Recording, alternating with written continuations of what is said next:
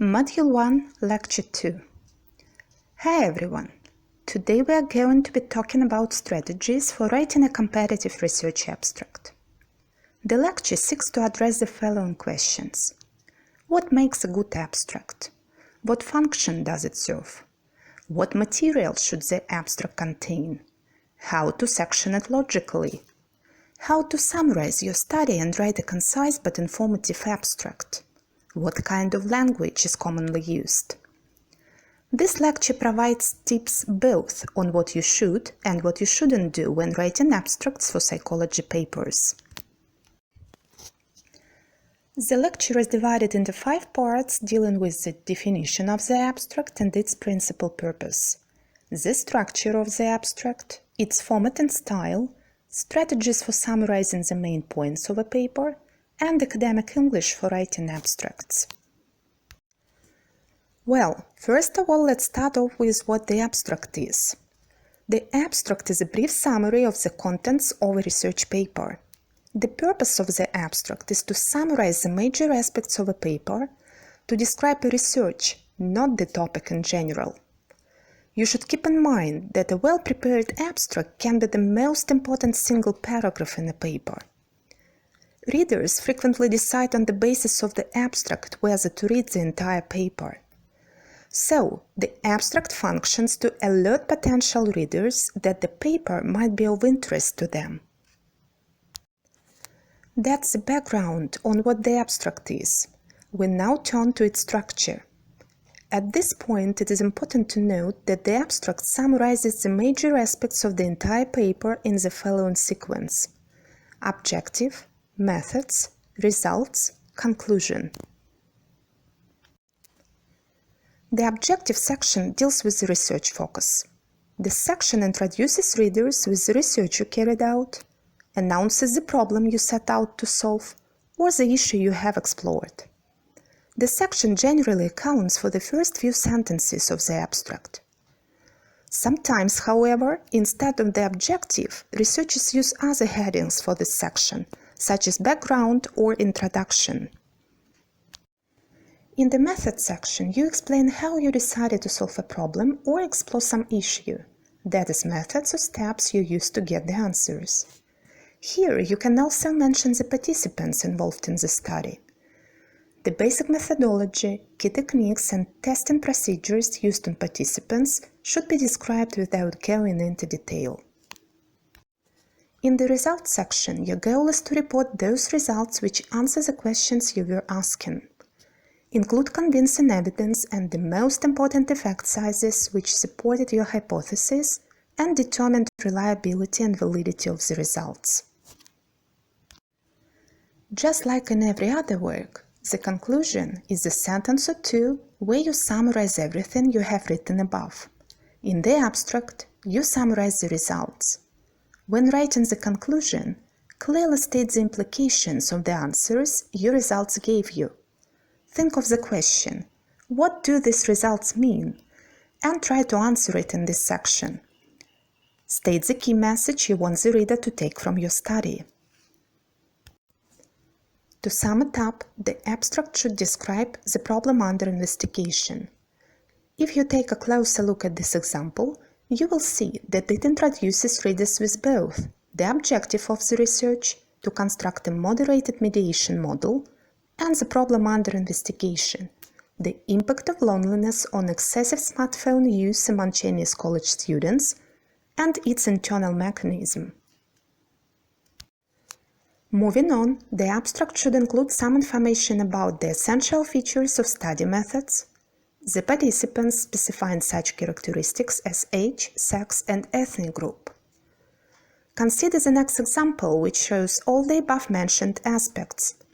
The study method, a cross-sectional study using data from National School-Based Health Survey, and the participants involved.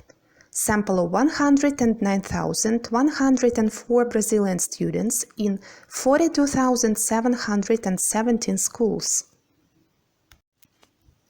The abstract should also present the basic findings, including effect sizes and/or statistical significance levels. As can be seen in this example, The authors first mentioned the effect sizes and statistical significance levels. Prevalence of alcohol use was 25.2%, tobacco use was 5.3%, and use of other drugs was 2.6%. The author then turned to the basic findings. Recent use of alcohol and tobacco was associated to the presence of computer room and internet, while the use of other drugs presented an association with all media. Finally, the abstract provides conclusions, including implications and/or applications. Which of these can you see in the example below? It describes both implications, an important step forward in the validation and extension of the activity-based anorexia model, and applications, investigation related to anorexia nervosa and other eating disorders. The next point to consider is the format of the abstract. It's important to emphasize at this point that you may be required to write either a structured or unstructured abstract. The principal difference between these two types is presented on the slide. Here is an example of how the same abstract can be written either way. The unstructured abstract is commonly a single paragraph sectioned logically. The structured abstract, vice versa, is explicitly structured by using section headings.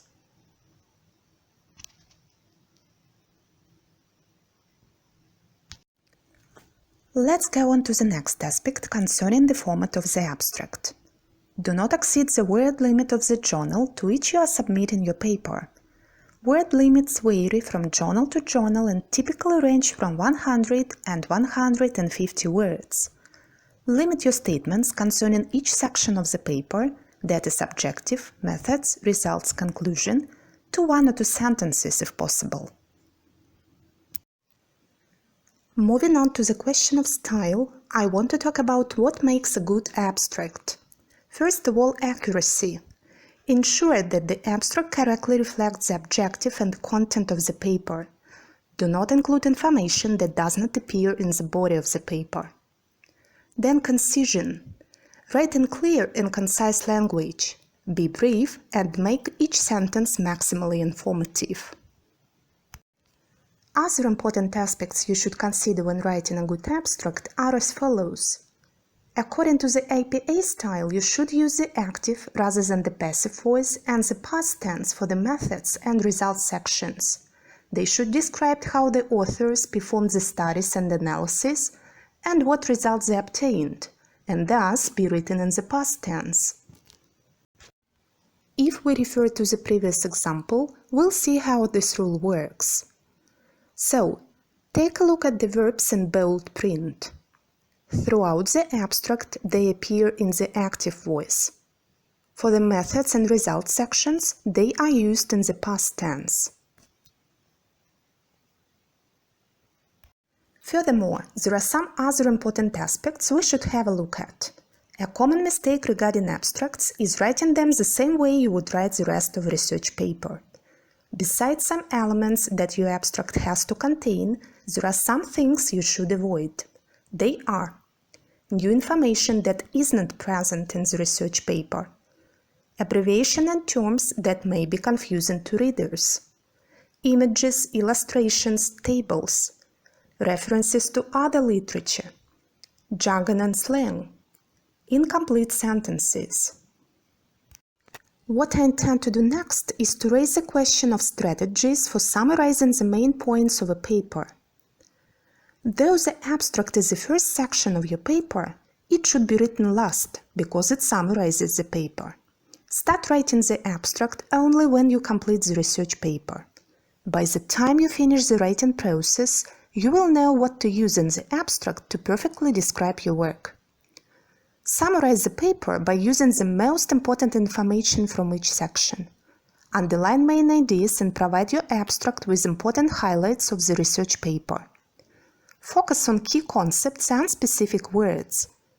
Write out key points of each section, such as theory, hypothesis, procedures, participants, findings, implications, and the like. Try to connect them to the main idea.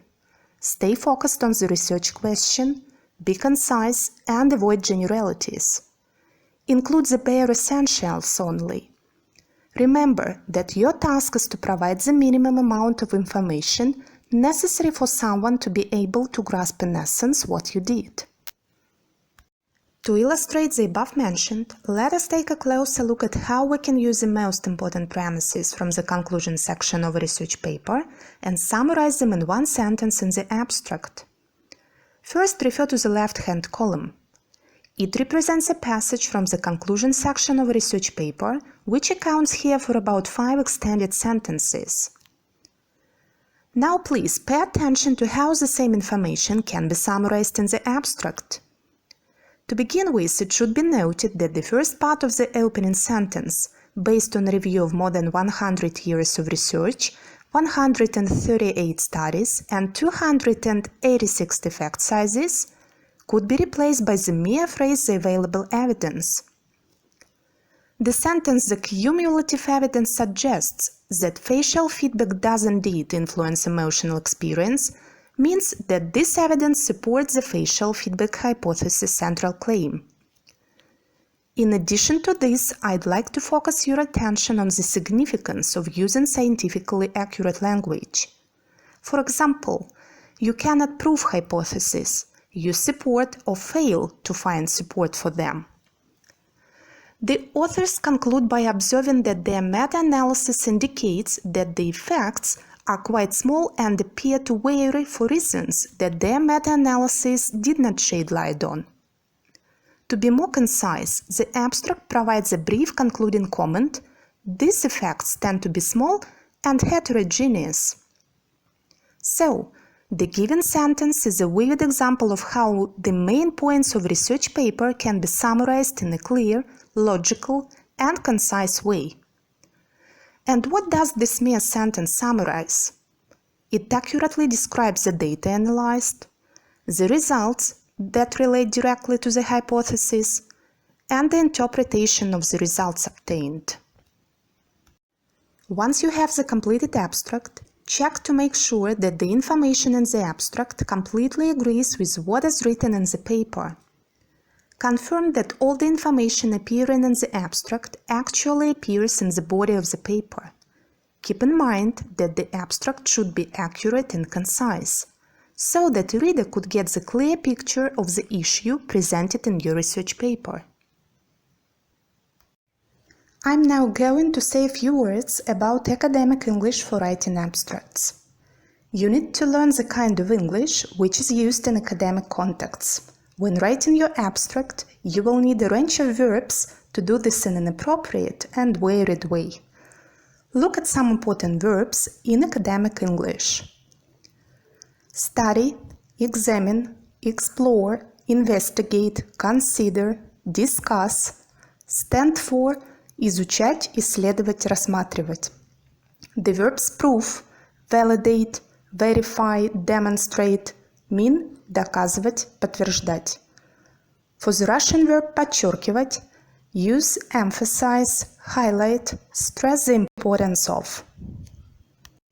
The verbs think, believe, suggest, assume have the same meaning считать, полагать.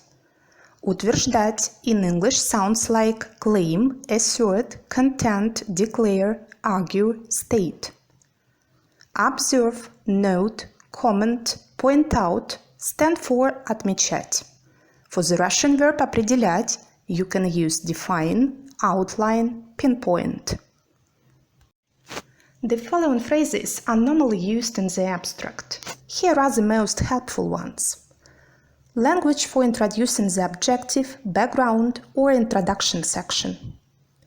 In the current study, the author examines, describes, discusses.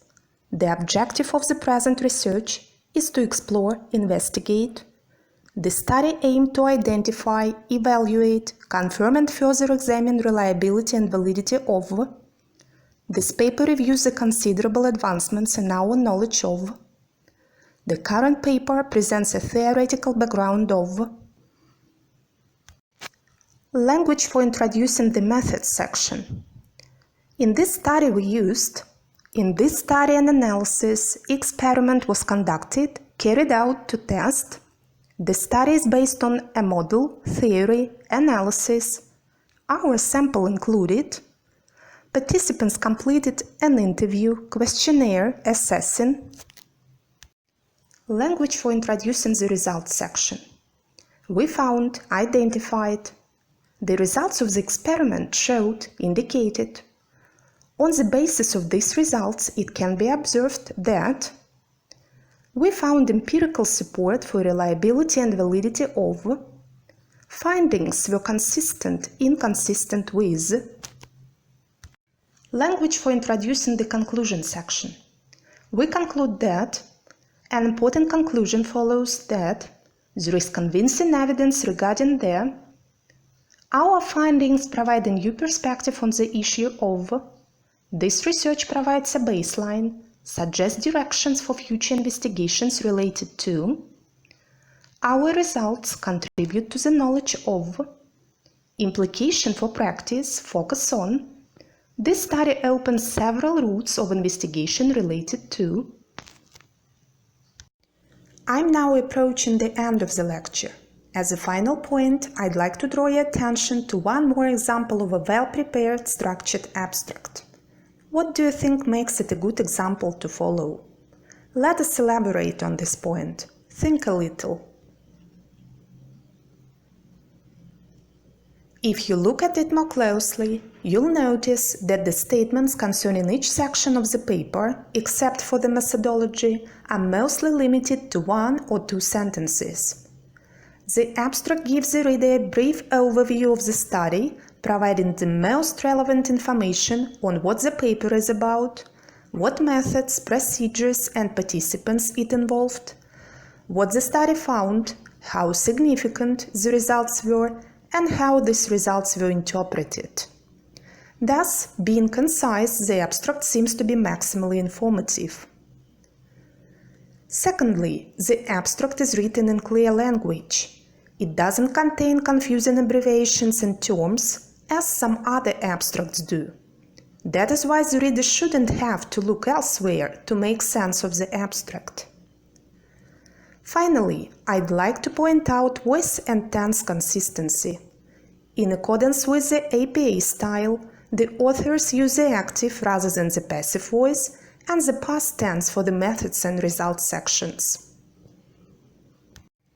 This brings me to the end of my lecture. Let us briefly summarize the main points. The abstract is a summary or a short description of a research paper. To begin composing your abstract, take whole sentences or key phrases from each section and put them in a sequence which summarizes the paper. Make sure the abstract answers these questions. What is the objective or research focus of the study? How was it conducted? What answers did you get? What do these results mean? When the abstract is complete, read it thoroughly again. Make sure there is a consistency of information presented in the abstract and in the research paper. Information included in both the abstract and the research paper shouldn't be different. That is why you shouldn't introduce new details into the abstract. Eliminate all extra information in order to keep the abstract as concise as possible. Use specific, concrete, and scientifically accurate language. Make sense out of what you found. The lecture has come to its close. For more detailed information, see some useful references and links. Thank you for listening. Goodbye.